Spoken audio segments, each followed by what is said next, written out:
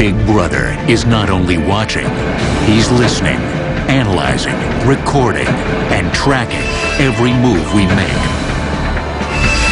Here comes some of the most important and potentially terrifying equipment the world has ever seen, or rather, not seen. Surveillance in the 21st century is everywhere, expanding our senses, allowing us to see and hear things far beyond what our eyes and ears could do on their own. With advanced surveillance technology, there's virtually no place to hide. Even when we think we're alone, we usually aren't. And when we want to hear what others don't want us to hear, there's a plethora of devices to capture their every word.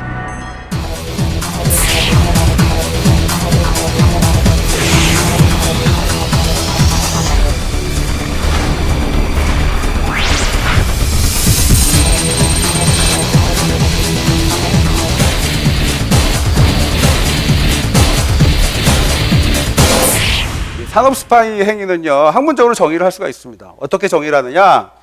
에스피오나지라는 영어를 씁니다. 무슨 얘기냐면은 첩보 행위란 뜻인데, 산업적 또는 경제적 또는 기업적인 그러한 첩보 행위를 산업 스파이 행위라고 얘기를 할 수 있고요.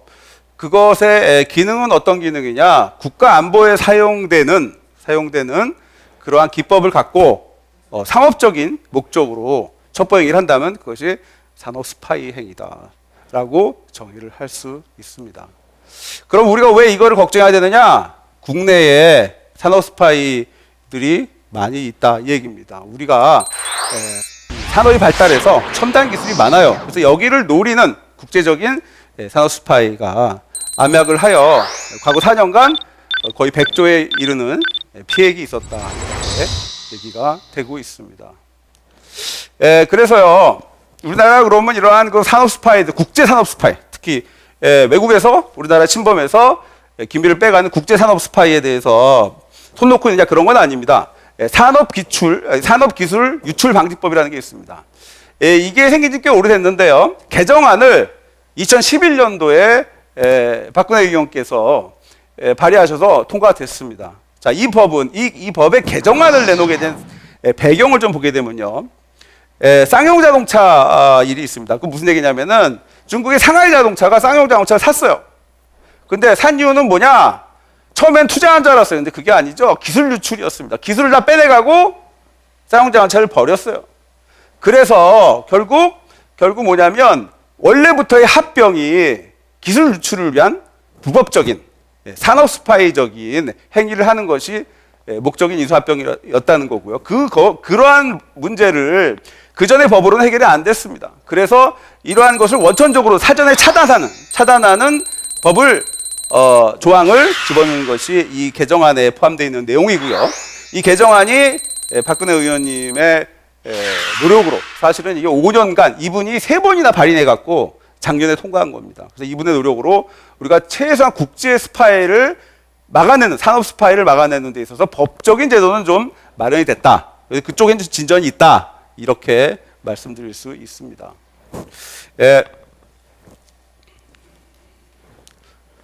산업기술이 유출되는 경로를 이제 몇 가지 보게 되면요. 뭐 첫째는 뭐 이직하는 경우, 이건 뭐 어떻게 방법이 없습니다. 근데 우리가 이제 어떠한 그 자회사를 해외에 둔다든가 이래도 노하우가 이전이 되죠. 그렇기도 하고 인수합병, 합법적인 경우 많이 있죠. 기술 이전도 합법적인 경우가 많이 있어요. 자, 근데 이런 게 다 안 통해. 그러면 어떻게 하느냐? 산업 스파이를 동원을 합니다. 사람을 스파이로 투입을 시켜서 훔쳐가죠. 그래서 이런 식으로 해서 산업 기술이 여러 가지로 유출이 될 수 있지만 제일 우리가 걱정하는 것은 뭐냐면 불법적인 유출을 가장 걱정을 합니다. 특히 스파이를 통해서 유출되는 게 제일 불법적으로 유출된다고 볼 수 있어요. 자, 산업 스파이용 도구. 여러분 처음에 시작하는 동영상에서 멋있는 도구 봤어요. 그거 되게 비쌀 것 같죠. 근데 문제는 옛날에 비쌌어요. 근데 지금은 점점 더 저렴해지고 이런 걸 사는 것이 무지하게 쉬워진다. 왜? 인터넷 쇼핑몰에서 그냥 사면 돼요. 우리나라로 수입이 되는 건 좀 어렵지만 해외에서는 마음대로 살 수 있습니다. 지금 이게 여러분 동영상에서 본 겁니다. 100m 앞에 있는 소근소근 거리를 도청할 수 있는 휴대용 도청기. 파라볼릭 마이크란 겁니다. 이거 얼마일까요? 65불. 껌값이죠. 껌값입니다. 예, 이런 것도 있습니다. 월 리스닝 디바이스라고 해갖고 벽에다가 이렇게 대고서 벽 30cm를 뚫고서 들 수 있어요. 이거 되게 비쌀 것 같죠? 30불. 예, 성능도 아주 좋습니다. 예, 창면 도청기라는 게 있습니다. 이거 무슨 얘기냐면은 예, 마이크를 자석으로 붙여갖고 책상 밑에 딱 붙여놓을 수 있어요. 그러면 이제 헤드폰 쓰고서 머리 나가갖고 그거를 들 수 있어요. 300m 밖에서도 들 수 있습니다. 자, 우리가 무슨 회의를 한다. 자, 이 사람들 하는 얘기 다 도청하고 싶어. 그러면은 이런 거 딱 책상 밑에 붙여놓으면 돼요. 자, 이것도 비싸냐? 아니죠. 60불이에요, 60불. 예. 자, 근데 저런 기구들하고 비교할 수 없게 위협적인 도구가 나타났습니다. 이건 뭐냐? 스마트폰을 전용으로 도청하는 소프트웨어입니다. 스파이웨어입니다. 스파이웨어. 예, 이건 좀 비싸요. 160불.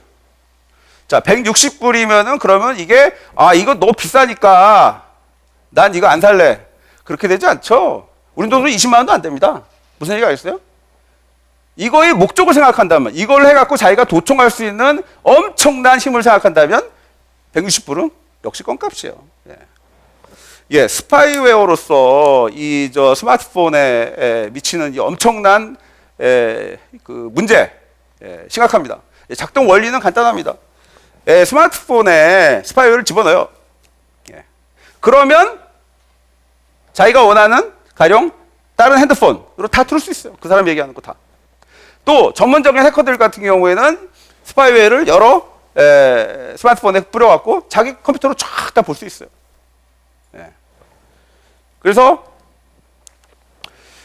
위험성을 좀 몇 가지를 좀 더 지적을 해본다면, 첫째, 왜 위험할까요? 스마트폰은 하나의 컴퓨터입니다. 컴퓨터는 항상 바이러스, 스파이웨어가 있죠. 그거 그대로 스마트폰에도 적용이 돼요.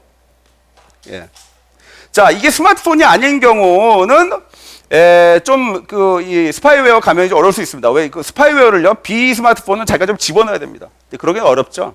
자, 그럼 스마트폰은 왜 위험하냐면은 자기가 모르는 사이에 스파이웨어에 감염이 된다. 자, 어떻게 감염이 되겠어요? 여러분 스마트폰으로 웹서치 하죠. 모르는 웹사이트. 또 모르는 이메일 열어봐.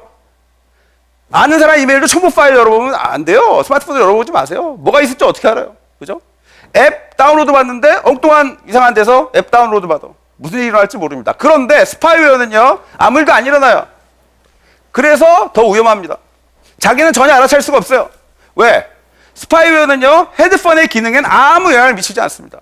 단지 여러분이 뭔 일을 하는지를 전부 쫙 그냥 그걸 도청하고자 하는 사람한테 보내죠. 여러분 문자 메시지, 문자 채팅, 이메일 본 거 다 날아갑니다. 자, 근데 이제 문제는 자기가 감염되는지 잘 알기가 어렵고, 설사 내 생각엔 이게 감염된 것 같아.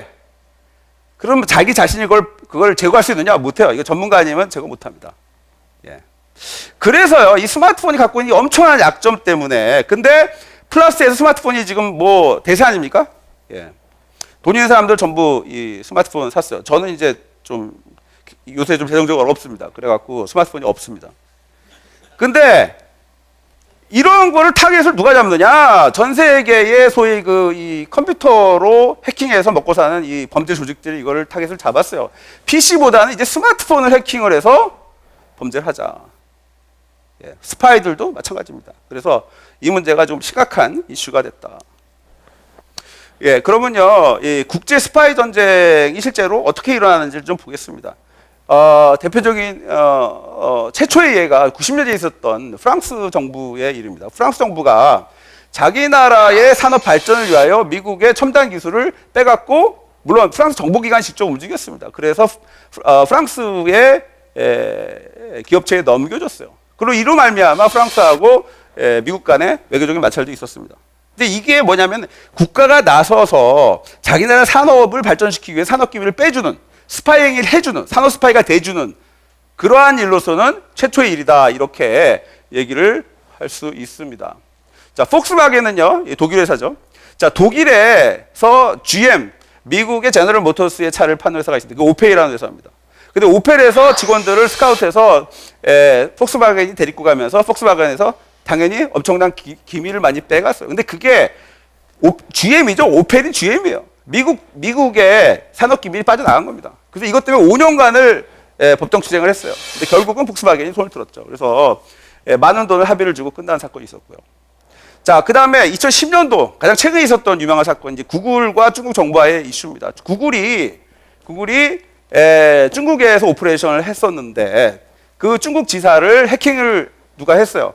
근데 그걸 미국 NSA, 내셔널 시큐리티 에이전시가 찾아보니까 학교인데 어떤 학교냐면 그 중국군 간부를 양성하는 학교입니다. 거기서 어떻게 들어간 거예요. 그런데 구글에서 보니까 자기네에서 빼간 것 중에서 어떤 게 있냐면 소스 코드 중에서 그 소스 코드가 경쟁 상대인 중국의 그 토종 검색 엔진 바이두로 넘어가게 되면 자기네가 굉장히 불리해지는, 다시 말해서 노하우가 넘어가는 그러한 사태에 직면했다고 생각하고, 그래서 어떻게 철수했죠. 그래서 지금 구글은 중국에서 오퍼레이션이 없습니다. 예. 그래서요. 자, 그래서 이러한 산업 스파이 행위에 대해서 주요국들 몇몇 국가들을 좀 골라봤습니다. 어떻게들 생각하는지, 뭐가 지금 제일 큰 고민인지. 미국 같은 경우는요, 역시 중국을 꼽는데, 중국의 어떤 문제를 꼽느냐? 중국이 계속해서 군사에 관련된, 군사 기술에 관련된 산업에서 그 스파이 행위를 계속해서 합니다. 그건 당연하죠. 왜냐하면 중국이 자기네 군사력을 향상시키기 위해서 당연히 이러한 그 기밀들이 필요해요.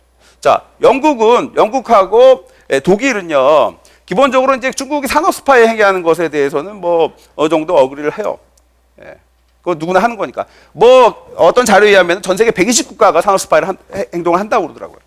근데 이제 여기서 고민하는 것은 뭐냐면은 인프라 산업은 뭐냐면 통신, 은행, 수도, 전기, 뭐 이런 이 흔들리면 안 되는 산업들에 사이버 어택이 들어올 경우 어떻게 할 것이냐. 사이버 어택이 들어오는 경우를 갖다가 굉장히 걱정하는데, 어디서 사이버 어택이 들어온다고 생각하냐면 영국과 독일이 중국에서 사이버 어택이 들어올 수 있다는 생각에 굉장히 걱정을 하고 있습니다. 그래서요, 지금 마지막으로 제가 정책 제안을 좀 드린다면은, 전 세계가 산업 스파이 때문에 고민들을 많이 하고 있어요. 근데 우리가 이걸 대처를 해야겠죠, 그죠? 대처를 하기 위해서는 인재가 필요하다. 그 인재는 국제 정세를 잘 알고, 어학은 기본이고요. IT와 보안에 대해서 모두 좀 잘 아는 인재를 육성하여, 되도록이면 전담 부서도 있고, 그래서 이러한 문제, 아까 처음에 말씀드렸던 NSA 같은, 미국의 NSA 같은 그러한 훌륭한 기관을 만들어서 대처를 좀 하는 것이 도움이 되지 않을까 하는 것이 저의 제안입니다. 예, 이상입니다. 감사합니다.